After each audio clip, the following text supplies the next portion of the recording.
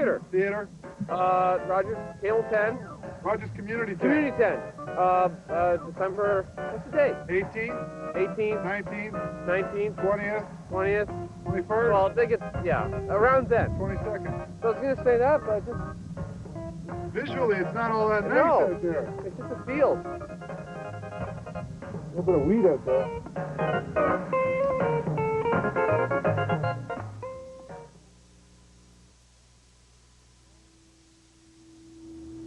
Welcome to Community Report. I'm your host, John Dowson, and this evening we're taking a little departure from our usual venue. We're out in front of a live audience at the Elman W. Campbell Museum in the Office Specialty Building on Timothy Street in downtown Newmarket. And tonight we're going to feature some of the Newmarket's heritage, specifically Old Newmarket. And to talk about that, we've assembled a panel of experts here to discuss this. So first of all, I'd like to introduce our panel. We have Terry Carter. Terry is born and raised in Newmarket. He lives on the cusp of the heritage area. He's a historian, author of Newmarket, The Heart of York Region, which is an illustrated history of Newmarket, and a yet-to-be-published book on Newmarket's ghosts. Next to Terry, we have Wayne Morgan. Wayne is the chairman of the LACAC Committee, which is the Local Architectural Conservation Committee, and he lives in the historic Robert Simpson house, which is the founder of the Robert Simpson department stores in downtown Newmarket. And next to Wayne, we have Jackie Playter. Jackie is in the Downtown Business Association. She lives in one of the Century homes in Newmarket, and she has a business in downtown Newmarket, and she lives also in the heritage area. Our other guest, our final guest, is Councillor Pam McDonald. Pam doesn't live right downtown, but just about downtown in the old section of Newmarket. And she's been active in the Business Association. She's has a business down there, and Pam is also an amateur historian, and she's very active at the museum. But before we start the show and talk about some of the historic buildings and sites, we prepared a little video which will just give us a little rundown on the program and a little bit about what's happening tonight. So could we have that video now? Newmarket, Ontario, population 48,000 and growing, is situated on the Holland River in the center of York Region. It is the fastest growing town in the region and one of the fastest growing towns in Canada. In the 1960s, new subdivisions such as Quaker Hills and Bayview Hills were built. Then came annexation of the East Gwillimbury subdivisions north of Davis Drive. In the 1980s, newer subdivisions such as Savage Road, Leslie Valley, Stonehaven, and College Manor were built. The 1990s has continued to see new development with the high-tech smart homes in the Rondo development, the first of its kind in Canada to be hooked up to the Information Highway. The Yonge Street corridor has new shopping plazas, restaurants, fast food outlets. The Regional Courthouse and Land Registry Office is located here. And just up the street sits the new Regional Headquarters Building, seat of the York Regional Government. This section of Yonge Street between Mulock and Davis Drive has been designated in the official plan as the new center of Newmarket. But there is another Newmarket, an older Newmarket, with heritage homes, schools, churches, and shops. In the heart of the town, on the banks of the Holland River, sits the designated heritage area of Old Newmarket. Here among the stately oak and maple tree-lined streets, you can see homes 100 years old or more, built by the early settlers and lovingly restored and cared for by their new owners, who proudly display their heritage plaques. You can stroll through these quiet streets and be transported back in time, to a time when people lived and worked and shopped within walking distance of their home. Some still do. The old Main Street is here. It's beginning a revival with new stores, art galleries, and specialty shops. The King George Hotel, where the town fathers gathered to greet the Prince and Princess of Wales in 1860, is still here. And it was here in 1885, in front of the hotel, that volunteers from Newmarket formed up on their way to the Northwest Rebellion. And this was repeated again during the Boer War.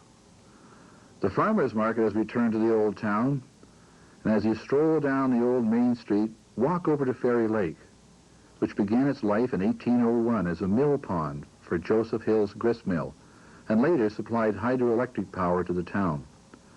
The Kane woodware factory is gone now, but the office specialty building is still there and in use as home to the Elman Campbell Museum. From the bottom of Old Main Street, you can almost make out the crooked portage trail used by early natives and traders before it became Main Street.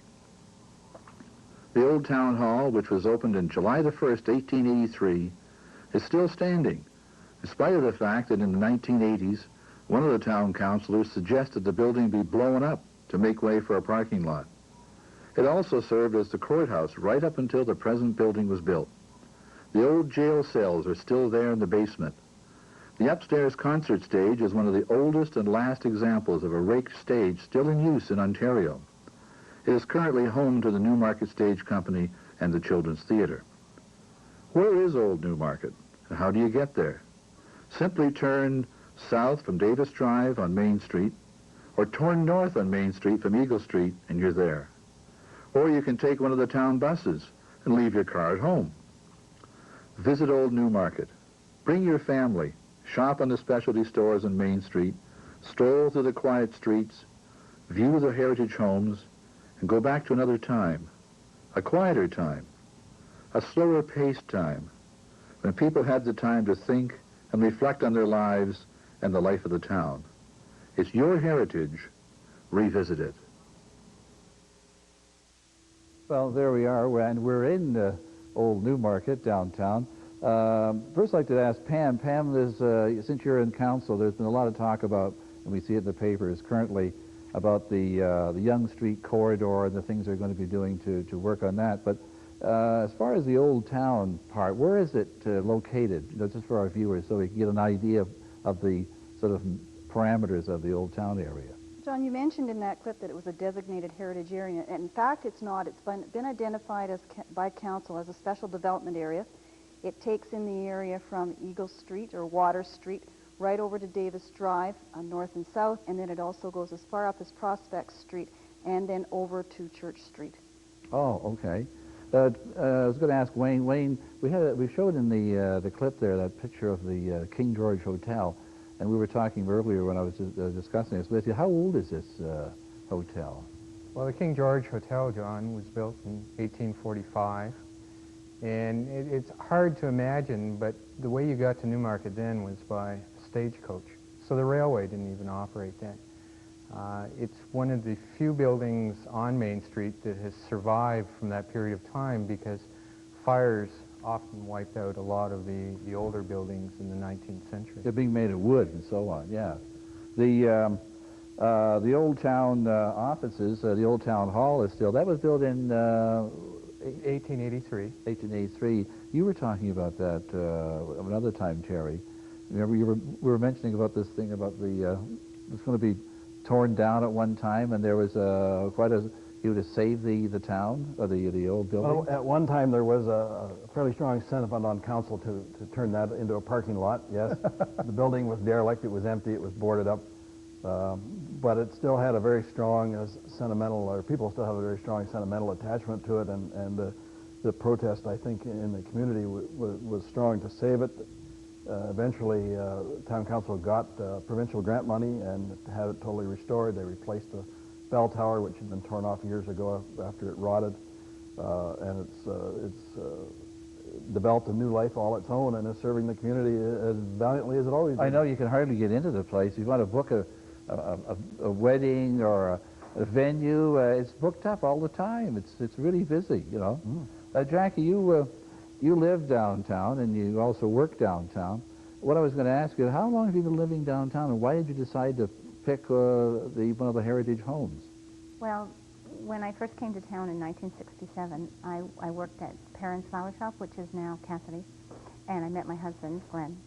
And then when we were married in 1969, we lived behind the funeral home for 12 years. And so then when we decided to buy a house, we wanted to stay in the area because we loved it so much.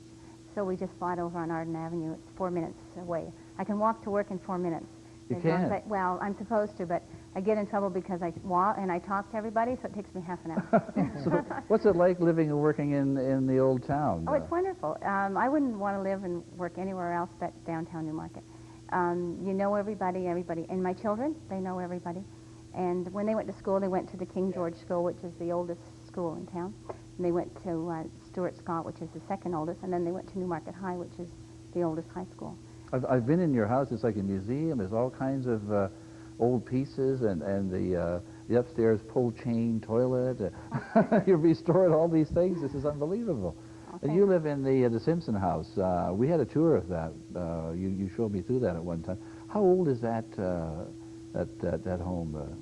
Well, Robert Simpson built his house in 1861. He had bought the land from his mother-in-law, so that was quite interesting, who was a Botsford, hence the street name Botsford. But it's like Jackie, I love living in the older area. And although you may think these are museums, they're in fact living pieces of our community. And you live in them. People live in them. Oh, yes. There was one in that, what was it? I forget. Was it the white building with the pillars? It had built in 1832. I forget what it was called. Something Hall. Liberty Hall. Liberty Hall, yeah. And I went in there the strange thing was I went in there to talk to the owner to see if we could use the clip on the video on TV, and I'm getting tours of the home. He's showing me around. There's a big fresco in there, a wall painting. Can you tell us a little bit about that? That building is designated under the Ontario Heritage Act, and one of the reasons why it's designated is because of these wall paintings. When the house was built and the plasterer moved in, a painter followed along very quickly afterwards and painted a number of scenes, including the Caldwell family crest and a dog and some other scenes that are on the walls.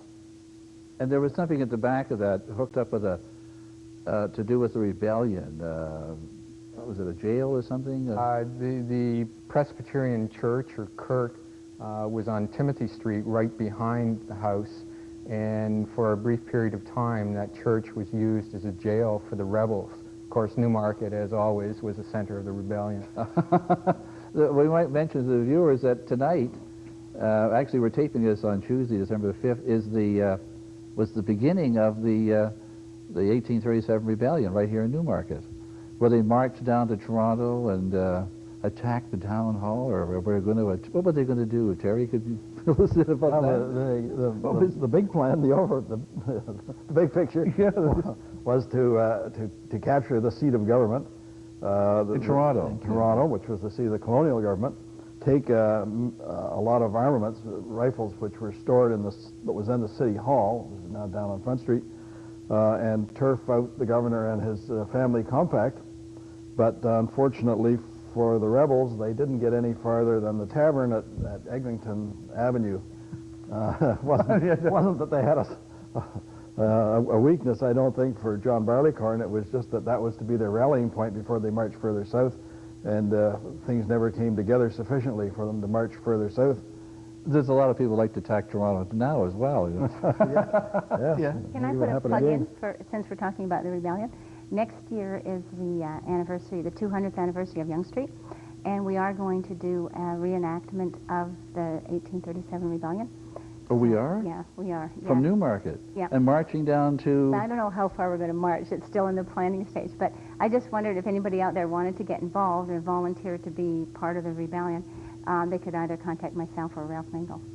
That's for next year in November. That's the 200th, also the 200th anniversary of Yonge Street, isn't it? That's what it's for. Yeah, that's what it's for. Yeah. You're, Pam, I know you're on town council and have been for a number of years, but you have a business in downtown. You've had it there almost since you started your business. Why did you pick downtown? What do you like about it? What do I like about it? What's not to like about being downtown? I think Jackie made the point that when you go and walk down the street, everybody stops you. You simply cannot walk down the street without having a conversation with half a dozen people. And I do know, I heard someone mention earlier about how there had been a lot of fires downtown. I lived through one of those in my business. I mean, that was a recent fire, wasn't it? Yes, that was the building next door burnt to the ground, and a lot of damage to where my office was located. But that morning, all of the people were out on the street. What can we do to help you? What can we do to help you? And within My business normally opened at 9 o'clock. It had been completely destroyed in the night. By 9:30, I was open in another location downtown. Really, with the help of your neighbors? With the help of my neighbors.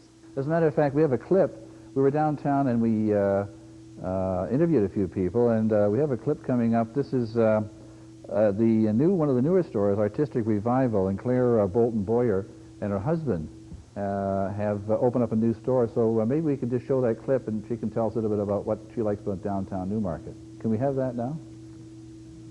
Street of Newmarket, talking with Claire Bolton Boyce. No, Claire Bolton Boyer.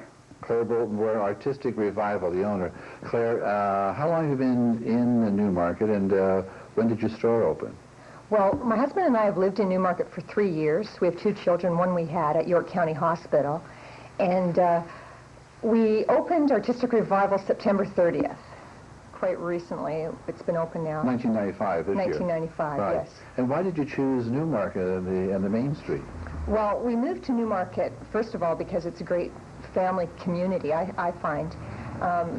But we chose Main Street because when we first moved here, we absolutely loved Main Street.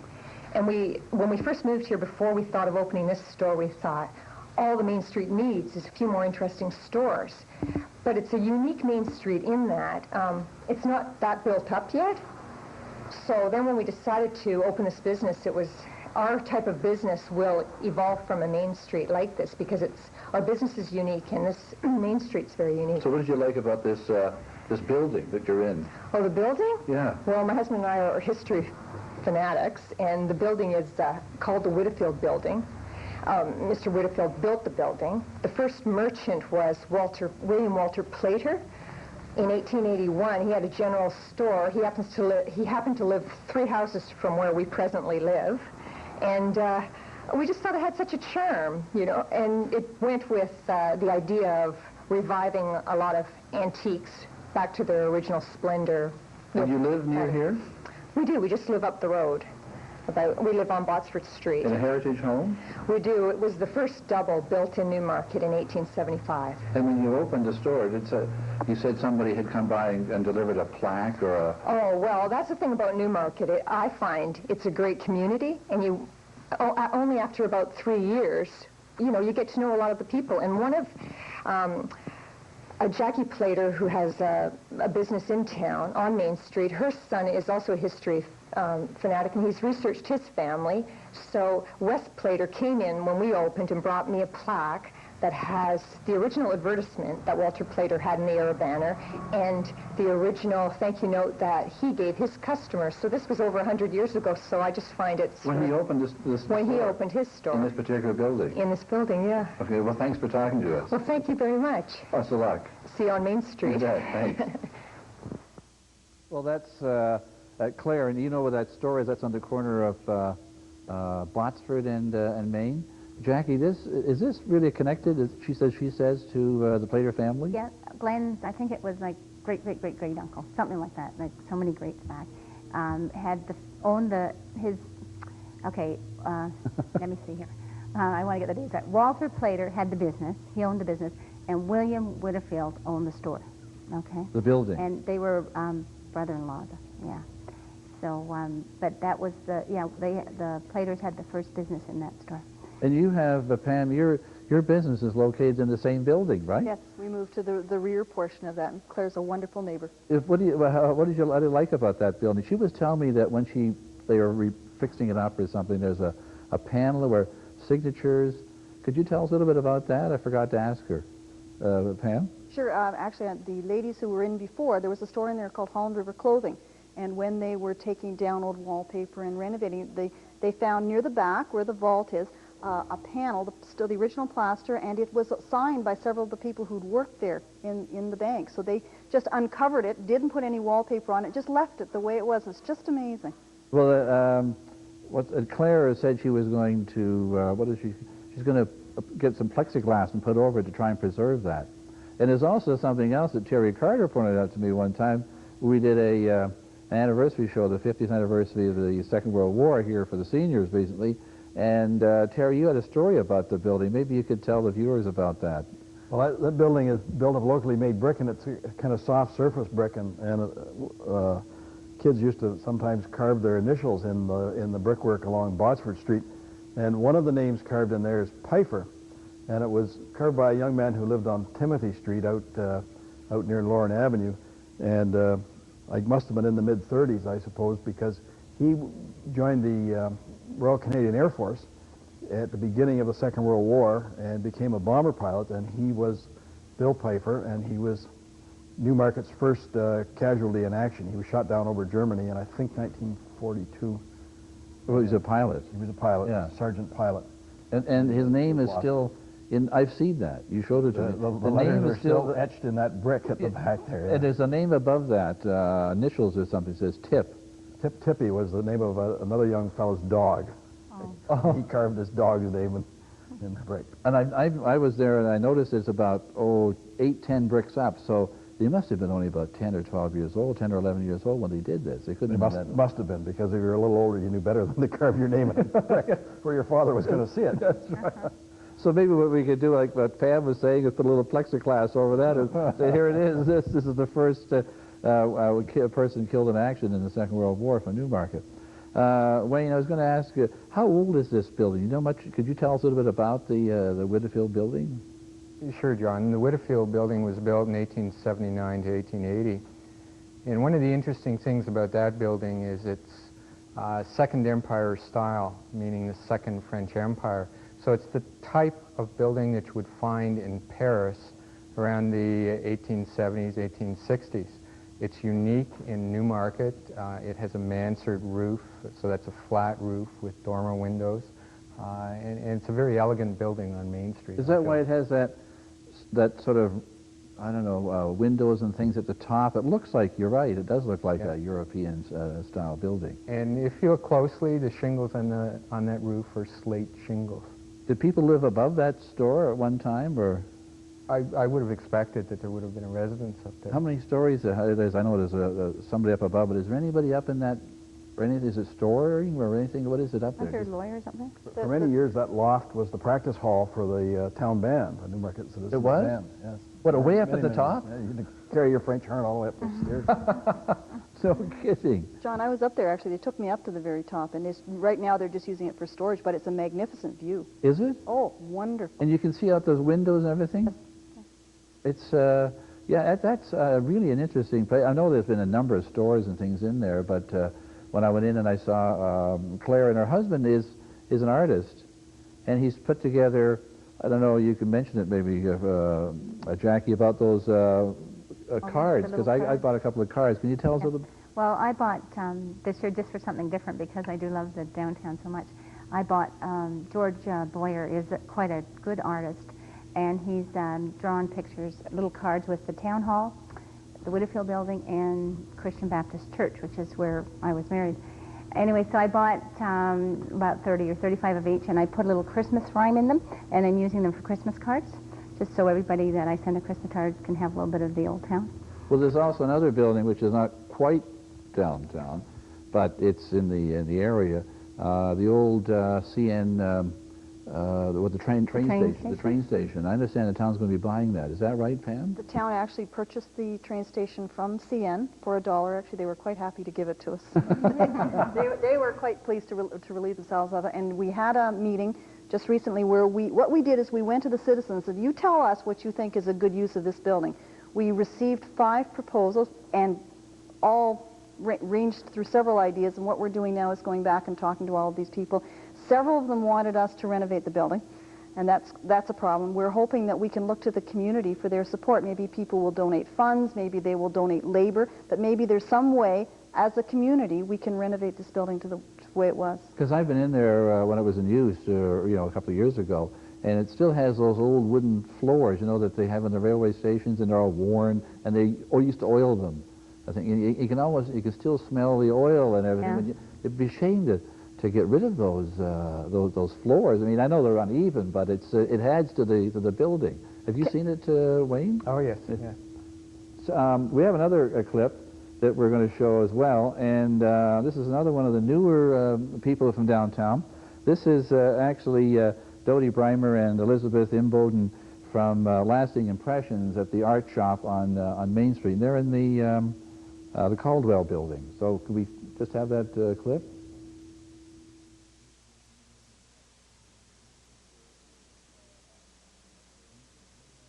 We're here in Lasting Impressions on the Main Street talking with the owner, Dodie Breimer, and Elizabeth Imboden, who's the graphic designer and does the desktop publishing, right?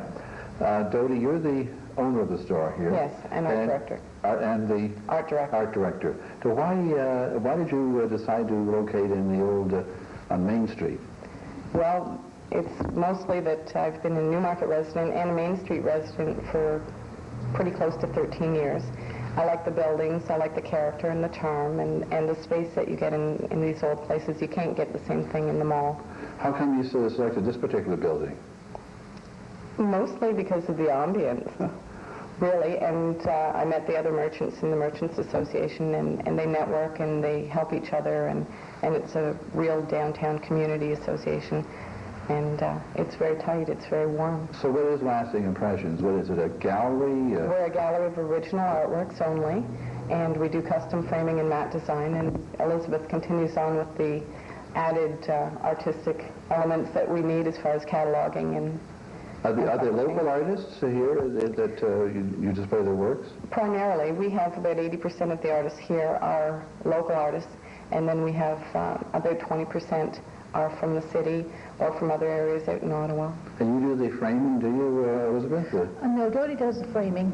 I work with a Macintosh computer, and I do brochures and catalogs and scanning. That's an important part of the business. It does help. You're right. Do you live, you say you live near here, Yes. in downtown? Yes. And you live in one of the older homes? Yes. Oh, you do? Yes. How old is your home? It was 109 years old. Is it really? Who, have you got a plaque on it and that type of thing as well? I know a lot of people No, it's do. not a really nice older home. It's a renovated old So you walk to work, do you? I drive mostly. I think I've gotten older and lazier. But you can walk. Yeah. I mean, this is something different because, you know, a lot of other places people don't get the chance to work and live in the same town as or the same area that they're living in. Well, it's nice. I put in, right now as a new business, about 80 hours a week, so I don't want to be too far away. How long have you been open now? We opened July 1st, so we're heading into our 5th month. Really? And how is it going now so far? Business is doubling almost every month. Well, that's great. Well, thanks for talking with us, Elizabeth and Dodie, and lots of luck, and congratulations on your new business. Thank you very much. Thank you.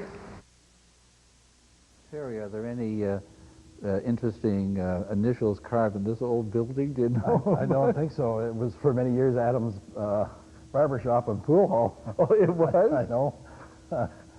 And when I moved here, there was, I think, a upholstery shop in there for a while, and a sewing place. We could call on our local architectural conservationist authority. Wayne, how old is this building, and can you tell us a little bit about it? Yeah, and it was built approximately 1865. It was another survivor from the fires that had wiped out many other buildings on Main Street. And one of the interesting things about that building is that the store windows are still quite similar to the windows that were in there when it was first built. And that used to be a steam engine, a steam vessel right here. And the owner of my house, Robert Simpson, also had a store in there in the late 1860s. And from some of the photographs that we've seen of that building, it looks like the Wild West, because there were hitching posts, there were wooden sidewalks, wooden canopies. In front of the building, you mean? In front of the building, yes. Unbelievable. And you say it's the Caldwell block. Is there, was it a series, or is that building set by itself? Caldwell built, a number of property owners built buildings on speculation and rented parts of them out. Mr. Caldwell, whose house you showed earlier on Botsford Street, the one with the wall paintings, built this, this building. Yes. The same person? Yes. There was another building that we showed there that has a turrets, and I think it's on Church Street. How old is that? I know there's a plaque on it, but could you tell us a little bit about that particular building? Again, that was built in the 1870s, as Jackie mentioned, Walter Playter lived there. And that house is really interesting because of its architectural style. It wasn't French, it was Italianate. And it has quite a beautiful tower on it with iron cresting on the top of the tower. I know. I went in and again I knocked on the door, and the people in there gave me a complete tour, and they're also doing a lot of renovations inside as well, and up to this sort of circular stairwell that goes way up to the top. I don't know whether that was functional, that place up there, but you can sure see over the whole town when you go up there. Undoubtedly, it was a good conversation piece, and you're finding out that people who live in the older part of town are very proud of the buildings that they live in and the heritage that's associated with those buildings. That's right. That's a pretty historic street, that Church Street anyway. There's quite a few homes on that. I see with plaques and so on. Do you recall any of that when you were growing up in the area, Jerry? Did you look at these homes when you were growing up and saying, gee, look at these 100-year-old or... Well, it's marvelous to see how they've changed over the years and been restored. You know, in the 40s they were just old houses, and now they're treasured old houses. You know, to go back to the Caldwell building for a moment, fires must have followed Mr. Caldwell, because in his 50th year in business, he was a chairmaker and a painter, and he ran a factory on the main street. And after he'd been in business for 50 years, he retired, and his fellow merchants gave him a testimonial dinner. And during his speech, he said that he had been burned out on the main street 3 times. And he made darn sure the last time that he wasn't going to be burned out again, so he built that building of brick. Oh, really? There's quite a bit of history on the main street. We have the King George Hotel, which we saw, and then Jackie, you were telling me up the street, just across from where you are, is another old hotel, which is not a hotel, but... Used to be. Used to be. It's called the Royal Hotel. And it was actually used as a hospital during the war. Which war? Is interesting. Second, I guess. Second World War, yeah. I'm not into wars. And this was a hotel? Yeah, yeah. You can still see inside the front door. If you look inside, there's like a, it's not a mat, it says more like a tile, and it says Royal Hotel. It's really interesting. If you're downtown, just pop over and have a look. Everybody. It's really interesting to look at. That's on the corner. It's right across almost from the funeral home. And Millard Street is there, isn't it? Millard? Yeah, Millard. Millard. Some people call it Millard. Yeah. Is it Millard or Millard, Jerry? You're the historian. Well, I asked one member of the family that recently, and she said, well, some say it one way, some say it the other. But there's another building along there, and I was talking about the high school, or what someone called the first grammar school. Whereabouts is that, Wayne? Can you tell us? Well, you have to go around the corner from the Millard, or from the Royal Hotel on Millard or Millard, and it's at the corner of Raglan and Millard, and it was the first grammar school. High schools were called grammar schools back in the mid-19th century. It was the first grammar school north of Toronto, and it was built in the 1840s. It's still there, still being used, although it's now apartments. Where, right in the corner of Raglan? Raglan and Millard. And then during the Second World War, there was some kind of a club, a citizens club that I was reading about in Terry's illustrated history, I think it was a Masonic hall or something now, but you said it was a mechanics hall. Right next to the grammar school was the Mechanics Institute, and that's the forerunner of our library system. And it was built in the early 1860s. It's still there, and again used as apartments. The Masonic Hall that you mentioned is the next building closer to Main Street on the north side of Millard. All on Millard? All on Millard. And that was actually the second Christian church, and they moved it from the site where the Christian Baptist Church is now. When it was built in the 1870s, they moved it to Millard. It's hard to think of our ancestors being able to move buildings, but they moved a number of them around. They did? Yes. Well, there's a church on the main street on the same, I think, United Church, and that's quite an old building as well, isn't it?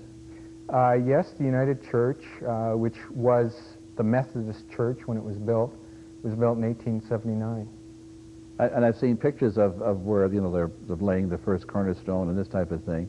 And also the Old Town Hall, as you mentioned, in 1881, That was. It says in your book anyway, Terry, that it's July the 1st. Is that what it was? That was when they had the official opening ceremonies. Yes, for obvious reasons. Dominion Day, Canada Day was a big holiday. It was a courthouse for a while, wasn't it? It's been many things. It was a courthouse. It was, of course, the town hall. It was the location of the Saturday Farmers Market, which really... There was? For many years, it served as the farmers inside? market. Yes, that was its original purpose. The inclusion of the municipal office and the council chamber was a sort of an afterthought to make it a bigger, more impressive building. And by establishing a permanent market here, Newmarket Council really cinched the town's role as a commercial center for the whole area. The Fairy Lake we saw in the clip there, a brief clip. It talked about it was 1801, I think, with one of the original Quaker settlers, Joseph Hill. That was where the grist mill was. Grist mill stood on the east bank, about where the hydro, just back of the hydro office is now. It was a big frame built. At least the picture I've seen of it, I've only seen one, showed it as a big frame. And why is it called Fairy Lake?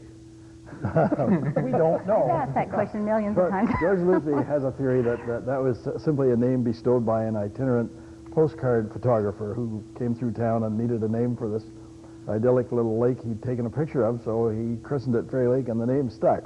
And if you go there now, you can see all the ducks and the geese and all that type of thing is there as well. Later on, I think did it become part of the Newmarket hydro electric power plant, Pam? I know you wouldn't remember that, but are you... Long before my time. Was it, Wayne? Terry can correct me, but no, I don't think there was enough of a head of water there for... They did generate power originally for the radio railway. Okay. And the town bought power from the radio railway company, which generated more than it needed to run its streetcars. So in that sense, it was a town electrical facility for a while. There was a streetcar in Newmarket? Yes, what they called the Metropolitan Radio Railway came up from about Yorkville to about Mulock and Yonge. It came right up Yonge Street to about Mulock and Yonge. Then it cut on an angle across the fields, roughly parallel to the Kane Parkway today, and then in at William Street and up Main Street Hill originally, and right up the Main Street. Right up the Main Street. Eventually, the Main Street merchants complained that the cars were scaring the horses, and the horses were scaring the customers. Excuse me. So they moved the tracks. Now there's a problem with parking down there too, as well, right? No, We're always complaining. We had our own streetcars one time. We have another clip that we're going to show. We went into the new Great Books on Main Street. Tamara and Peter Bolton, and they're in a very interesting building. But let's take a look at that clip and hear what they have to say. Okay, here we are downtown Newmarket in Great Books, speaking with Tamara and Peter Bolton, the owners of Great Books. Tamara, welcome to the show. By the way, how long have you been in town in Newmarket in this location, the store? We moved in the end of August. Of this year, 1995. So we've just been open for 2 months. And why did you decide to open up a store in downtown Newmarket? Well, if I can answer that one, downtown Newmarket, we traveled around and looked at a lot of different spots, thought this out very well. And downtown Newmarket was such a vibrant area. It had such charm and such a nice, warm feel to it. That's what made us decide to make the move to Main Street. And you live in Newmarket? Mm-hmm. Yeah? We live close by. How long have you lived in Newmarket? I guess about 3 years now. And about 2 for me, but I grew up, I've lived in this area for some time. And what do you like about Newmarket?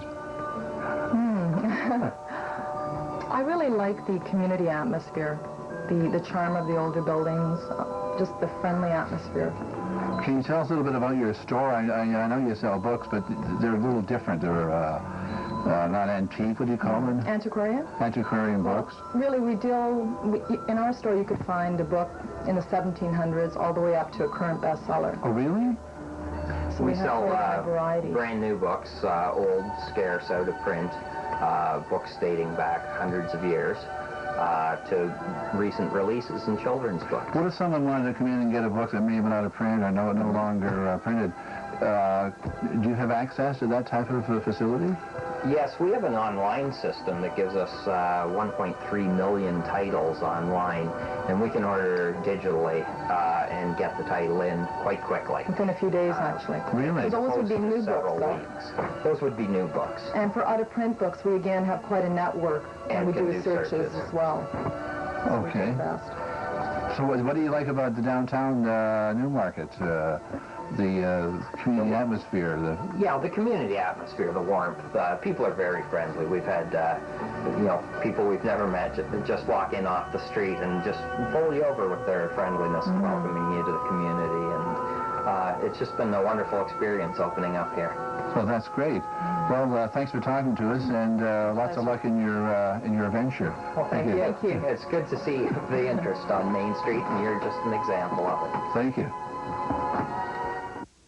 I noticed also, it's interesting, Terry, that in that clip and also in the other ones, that the people were all saying how much they liked the atmosphere of the downtown, and they were saying the same thing that you were saying, Pam, earlier about walking down, or as Jackie says, who's always late for work because people are stopping her or she's stopping someone and chatting. Did you find that that type of atmosphere in your business downtown? Sorry, I don't know what you're talking about. All the time. We used to be on the second floor, and we moved down to a main floor location. And one of the biggest problems we're having, which isn't a problem at all, people coming in and out all day long, and my staff just love it. We actually put a couch right in the window so people could come in and sit down. We can get them a coffee and have a chat. It's great for business, and it's a great atmosphere to work in. Oh, that's because now you're on the level. We're actually on Botsford Street. I know. I've been by there myself, and I've. You've been in. That's where you've been walking. And I see you there on the phone, and I just wave, and yeah. It's amazing. And I've also seen you, Jackie, chatting away to people, and. I love to talk. I love to chat. Well, when we went down and did the clips, and I was wandered around there for a day or two, and I've been down there quite often. But since then too, every time I walk down, people are waving and calling me in, and get to know you. Yeah, and there's always the people like Artistic Revival or the art shop have got coffee going, and you just walk in and they give you cups of coffee. Do you get free cups of coffee down there, Terry? When sure, I do. The chamber. When I was editor of the Era, I could always. It was a good litmus test. We walked down Main Street, and if people liked the paper that week, everybody said hello. And if you'd written something that made them mad, pretty quickly found out about it. You were the editor of the what paper? The Era. Before it became the Era Banner. Before it became the Era Banner, yes. How long were you the editor? 18 years. How old is that paper, by the way? It was founded in 1852. Really? So it's one of the oldest continuously published in Canada. It's a weekly. No, I know it's every. Well, it used to be a weekly. It's 3 times a week now, but it's only become 3 times a week in the last few years. It was a weekly for most of its history. Well, I was watching a program on another channel, right, that was featuring Canada at War as a series that I think the National Film Board did. Mm-hmm. And I was staring at just flipping through the channels, and I stopped and I was watching of a small town, and it's supposed to be a small town in the 1930s, but prior to the Second World War, and I kept staring at this picture, a moving picture it was, and here was Main Street in Newmarket. And and I phoned you that day to tell you, on one side is there was a sign that said the Stanley, and then in front of that, I was on the west side, it had a Canadian Tire store. And was that a restaurant, or was that the film? Stanley's was a restaurant near Timothy and Main, and the Canadian Tire store was right on the corner of Timothy and Main. That's where Mr. Spillett started it. Joel Spillett began his business there. Some years later, he moved across the road and down a block, and then eventually, of course, they moved to Yonge Street, to the current location, which is about to give way to a bigger and better store a little farther north. But yes, the first Canadian Tire store, he'd had a variety store on that corner, and then he cornered the Canadian Tire franchise sometime, I guess, in the 30s, and made his variety store into a Canadian Tire store. Is there any ghost stories that fitted with this? I don't know any about that building, no. I just wanted to point out that all great businesses had their start on Main Street. Canadian Tire, yeah, Sears started on Main Street. The Sears, the Yeah, Simpson Eaton's people. started on Main Eaton's? Street, and Robert Simpson had a store on Main Street. Oh, really? Yeah, so it just goes to show you all good things start on Main Street. But you don't have to leave Main Street to go now. You can still come back. You can and stay see here. the Rodas shops. and Rose has been on Main Street like forever. Who? Rodas and Rose, our funeral. Yeah. Yeah. And that building that you were telling me earlier, Wayne, that Tamara and her husband are in, Peter, is one of the ones that escaped one of the fires on the Main Street, the many fires. Again, yes, it did survive one of the fires that occurred immediately to the north of it in the 1860s. That building is interesting. It was first built by Alfred Boltby, who was a lawyer in town. And you can still see some of the original arches to the windows if you look up on the second and third floor of that building. Really quite a fascinating building to look at.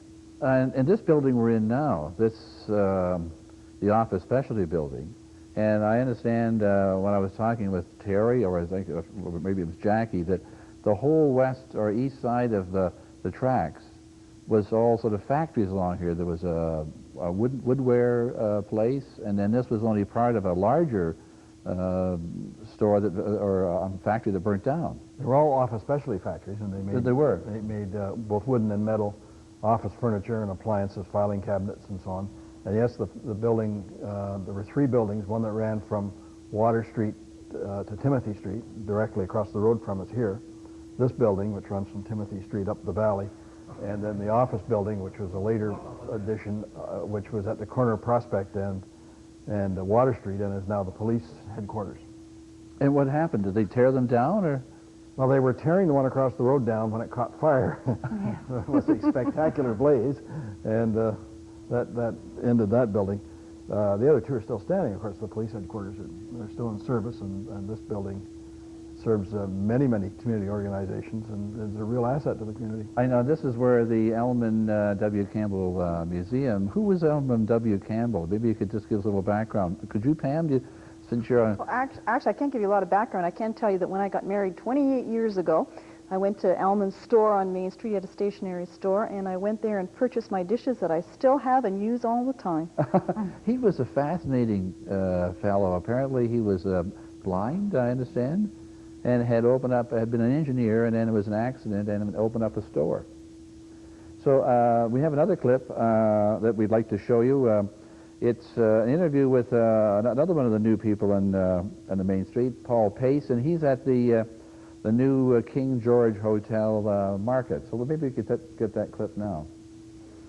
Tell us a little bit about the building that we're in, which is an old carriage house. Yeah, well, that was originally built as the, like, for most apartments, they have parking. This was their parking for the customers.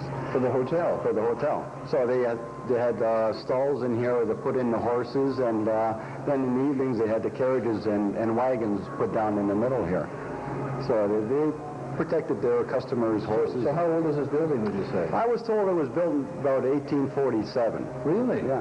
It's a sturdy place. It's been here a long time. Well, most carriage houses are built sturdy because of the use of them. Because barns were just made out of wood, but carriage houses are always made out of brick.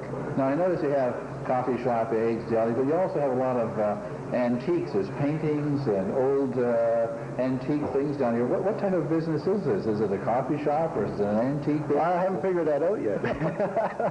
It seems like every monthly I'm changing because I'm trying to fit in with the overall feel of the town and everything. So I have changed. Why did you decide to do it right down here in Newmarket on Main Street? The barn. That's what got me. The barn? Yeah. Oh yeah. I figured it's got character. It's got a lot of history behind it, and I liked what I saw, and I figured there's a couple of things I can do with it, and lo and behold, I've extended that idea since I've been here. Well, there was a farmer's market in downtown Newmarket. Yes, it was right across the street. Yeah, well over 100 years ago. Yeah. And a meeting tree that was over here. Yes. It was right just on the end of the road here. So do you have other? You can bake your own bakery goods. Yeah, I've got a fellow by the name of Jules K. And he's better known as Mr. Pieman to his really good friends, because he's been baking for about 17 years. It's not Simon. No, not Simon. No, it's not. It's called Mr. Pieman, yeah. And he's here. He makes all the pies. He approached me early in the summer, and he asked me if I wanted to try some tarts and sell here. So I says, I have to try them out first. So when he brought them in here and gave me a sample, I says, okay, fine. You're hired. So some of the other owners that we were talking to that have just moved in said they like the sort of family atmosphere of the downtown and the different merchants and the shopping as well. That there is. I have fantastic neighbors, and you know, they've encouraged me a lot to go on and improve it and keep it going. You know? So where do you see the future of the old downtown? I think it's got a lot of potential, especially if the ideas that the Merchants Association have in mind. If we can do that with some time, this will be a real nice spot to come down with your family and have a good time in the evenings too. Well, I appreciate you coming and talking to us, Paul, and congratulations and lots of luck in your market. Thank you very much, sir. You bet. Thank you. All right. Wayne, he was talking, that's interesting, that he was talking about this barn, which is behind the King George Hotel. He calls it the King George Market. And he tells me, and I just wanted to confirm this, that this is where it would be like the parking lot for people with carriages and so on in the before the automobile, which was where you parked your horse sort of for the night as you stayed at the hotel. And he says it was, I think, a stagecoach place at one time, or where they put the horses for the stagecoach. Certainly that land was probably used for that purpose. Whether that building existed there when stagecoaches came, I'm not certain. But yes, the owners of the hotel did own that land and the house immediately to the west of that. That was all part of the King George Hotel, was it? That's correct. And as you go up the street from there, that's on Timothy Street, right? There was the elm. There was an elm tree, the old trading tree, which has now been long cut down, or was fallen down. But that's where this trading tree, and there's been stories about, was it really a trading tree? And Terry, since you're the historian, can you tell us a little bit about the... Well, the legend is that the tree was a tall enough elm that it could be spotted by canoeists coming down the river or people coming down the old trail, and therefore was used as a landmark and a meeting place by William Rowe, one of the early fur traders in the community. And he would tell people coming down the river with furs, meet me under the big elm you can see from East Gwillimbury. Some people have disputed that, but when I moved back to town in the 60s, William Rowe's grandson was still alive and living here and became a friend of mine. And he said it was certainly a legend in his family and his grandmother. He'd never met his grandfather because of the age difference, but his grandmother told him that she'd often heard his grandfather speak of trading under the tree and how they would spread their trade goods out on the bushes around the tree. There's another old tree, too, behind that house, the Liberty Hall. Liberty Hall. Liberty Hall. On Bond Street. Yeah, and it's an oak tree, and he tells me it's, maybe, I don't know, a couple hundred years old. Again, it was probably built when the house was built, and it was planted when the house was built, and the house was built in the 1830s, so it could be at least 150 years old. I saw the tree. It's just enormous. Mm-hmm. And there was a path through there to the other street at one time. And St. Paul's Church, we don't want to leave without talking about St. Paul's Church.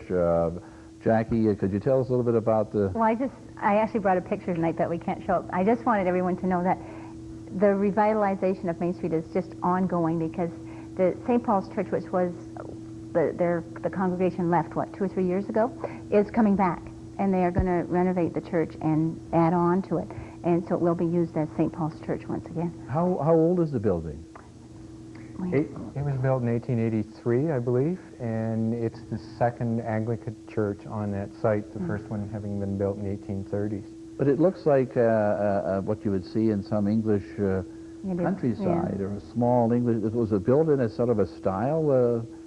Undoubtedly, at the time when it was built, there were a lot of English immigrants here, and they had this ideal of an English church, which actually replaced a church that looked like it was out of New England. So you had the very early ancestors who came here from the United States being overwhelmed by later English immigrants who built the church that they liked best. And there's also the Dines Inn, another older building. I think it's on Eagle Street near the turn, just as you come up to Main Street. There's a real estate office, I think, in there now. So can you tell us a little bit about that? Again, that is a very old building constructed in the 1820s by a Michael Dye, who very shortly after he built it went bankrupt. So we're able to date that one because of the sheriff's sale on that house. But I think that house is also significant in that it's the site of the first murder in town. And I think Terry can talk about that. Oh, is it? Is there ghosts there? Well, the friends of mine who lived there for years claim there are, and the current tenant certainly says that is true. Whether it's the murderee or not, we don't know. Today, the crime would be classed probably as an accident. It happened during a shivaree, a party prior to somebody's wedding, and some poor fellow who'd had a few too many beers, I guess, stepped out on the porch and fired off his gun, and he just happened to take the head off the guy riding by on the horse. And he was convicted of murder, and I believe he served 7 years in whatever the colony used for a jail in those days. And I know the victim's brother lived in East Grillenbury, just north of the Sharon Temple. And his ghost is still walks indicate to this day. Okay, just wanted to, before we wrap up, I'd like to mention that Wayne Morgan, you have a special slideshow that you do every year on the heritage of old downtown Newmarket, which you show, I think, in the right here where we are, isn't it? No, I hope we'll be able to show it in the library, Absolutely. which we've been doing for the last 4 or 5 years, and it's usually the third Wednesday of February, which is Heritage Week. Will you take it on the road? Maybe take it to Leslie Valley or to Stonehaven and some of the schools, and they'll put it on tape and let it go around? Maybe they'd like to see that. Certainly the LACAC is looking at preparing some videos of Newmarket's architectural heritage. So you don't have to go to Unionville or Niagara-on-the-Lake or all those other historic places that you hear about. You can come right downtown to Newmarket and see all of these historic buildings. Before we go, this is our last show for this season, and we'd like to meet some of the people or mention some of the people who are behind the scenes. We have Rick Harris, I think he's here. If you want to come up, Rick, just say hello. Rick mans the telephones. Barb McCaffrey, who couldn't make it, she does the research. Teresa Donick. Terry Carter here helps us out from time to time, and I'd like to thank Steve Walsh for the wonderful work he did on putting those videos together and editing it. We couldn't go without Vicki Glista. Nikki rather, is the director, puts all this together and keeps all these volunteer crew people in line, and Armand Cavallero, who's really done a great job. So from Dave Backwell and all the people and all the cast and crew at Channel 10 or Community TV, we'd like to wish you the best of the season and the best of 1996. We'll be back again in January the 11th at 9 p.m. live from the studio. We'll have a very topical show. We're going to be speaking with some people from the Newmarket and District Association of Community Living on some of the services they're providing. And also we have a lawyer, Catherine Callahan, is going to be talking about planning for people with disabilities. So be sure to tune in and take a look at that. If you'd like to be a guest on this show, or if you'd like to have an idea, call Community Report at Rogers 10. We'll be in touch. You keep in touch. I'm John Dowson. Thank you for watching, and good night.